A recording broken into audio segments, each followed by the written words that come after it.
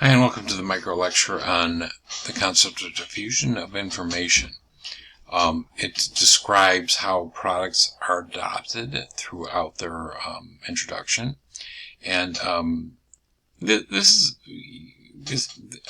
is a well-known model. It's pretty hard to measure, but it gives you a conceptual framework to understand how products are actually adopted within the marketplace. So when we think about a product being adopted, we think about groups that are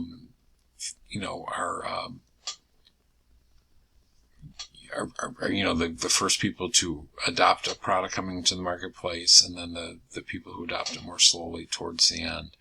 And you look at that for an understanding of how it's going to grow. So if you think about any product that comes out, we think about early innovators, people who are willing to try out a new product, willing to do things at the very early stages of the product introduction, that move into something called early adopters, people who are kind of first movers, they call that, people who are willing to adopt this new product. And then it creates something called the early majority, and then something called the late majority. And you can see by percentage-wise the number of people who are trying it out, what they're going to be in there, and then something called laggards. Now, as you look at this curve, you realize that there's a lot of factors that come into play: the type of product, the type of customer that's buying, is targeted for it. There's lots of different things that come into play here. But, and not the least of which is the amount of time it takes for this curve to actually take place. Sometimes this could take decades, right? Sometimes this takes weeks. I mean, it's that fast. So, it gives you a rough framework, but it's not something you can, say with any degree of certainty exactly what's going to happen. So, innovators are the first 3 to 5% of people who try the product. They like to try new products, are willing to take risks. Those people need to be marketed to considerably differently than the people towards the end. Early adopters are the next 10-15% of the people who are going to use the product. They typically become influential as opinion leaders. They're just people who are bringing it on in the sense like, I think this thing's a good product and we're willing, we like using it. The early majority are more risk averse, but they're waiting to hear about favorable experiences. So the product comes out, they're like, okay, I want to see what happens. And then if they see it happening to their level of comfort, they'll take the plunge and try the product out as well. The late majority are the next 34%. By the way, I just want to show you this real quick because, oops, I'm jumping around a little bit too much, sorry.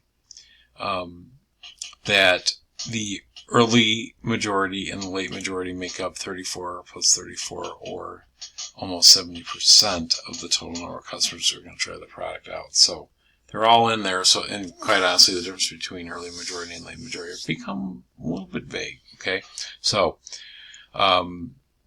But there are the people who are going to react a little more slowly. And then there's the laggards or non-adopters, which make up the lowest percentage of it. They're very risk averse, skeptical of new products. I don't buy this lower income thing, but whatever. Again, it depends really on the product itself, but you have to look at, where people fit in this. The important thing is how long it takes for this to happen, because it happens. It's just a question of when and how long it takes, and to what degree of severity. So, and these percentages are approximations. They're certainly not anything that you can absolutely count on, right? Okay. So, as the diffusion curve could be thought of as like I'm adding in all the sales, and as we talked about, 70% of it are within this range here, which are the early and late adopters. Where the majority of the people buy that 70%. So, but what we don't know is the time frame here. So most products go through this curve, but exactly how long it takes, that's another question. Okay, so but you can see how the actual math works out. There's a rough equation to model it by. Don't worry about this; it's not going to be on a test. but it gives you an idea of the relationship between the amount of innovation there is, the amount of imitation there is,